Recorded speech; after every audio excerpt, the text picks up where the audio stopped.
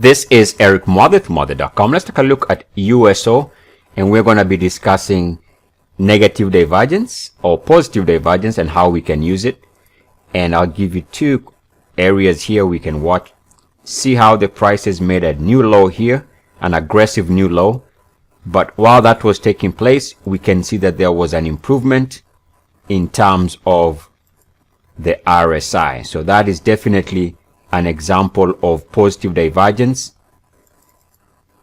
If you take a look at this improvement in the RSI, definitely a sign of a market that is improving in its strength as prices were drifting lower. Now we can see another example. So this is one example: prices drifting lower, RSI improving,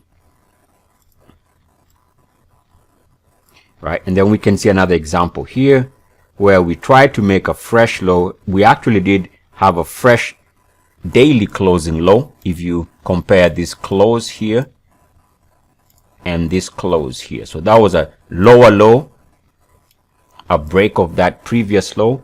But while that was taking place with this movement, take a look at your RSI.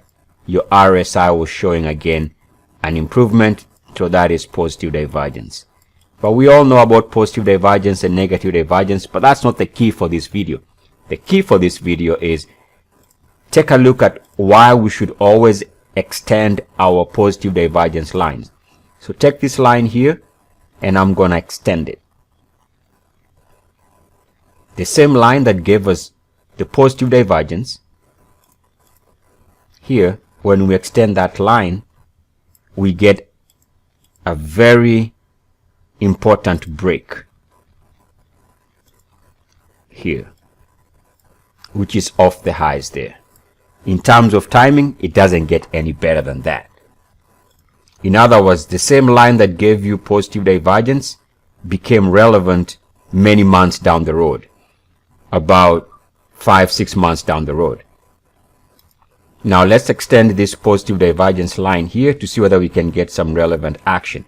I'm just going to draw it like that, and we get a couple of interesting points. In my opinion, we see that we get a trend break here, which is this area, a reason to get out.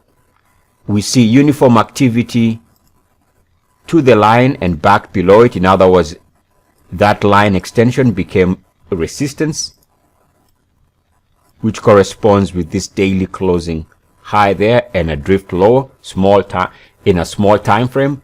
And now we can see that we've hit this here, and even with today's 11% jump in the USO, which is not a usual thing, we can see that the RSI is coming back in essence to test that same line.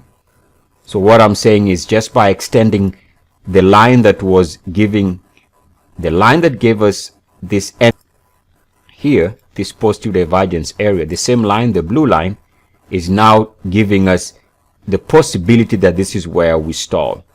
So what's the moral of the story? The moral of this video is it makes sense to extend our positive divergence and negative divergence lines. Why?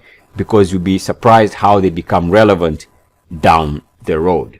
So do extend your positive and negative divergence lines. Keep them on your charts and see whether they give you some insight into what might take place down the road. Eric Mother, Mother.com. As always, good luck, peace, and blessings. EACS.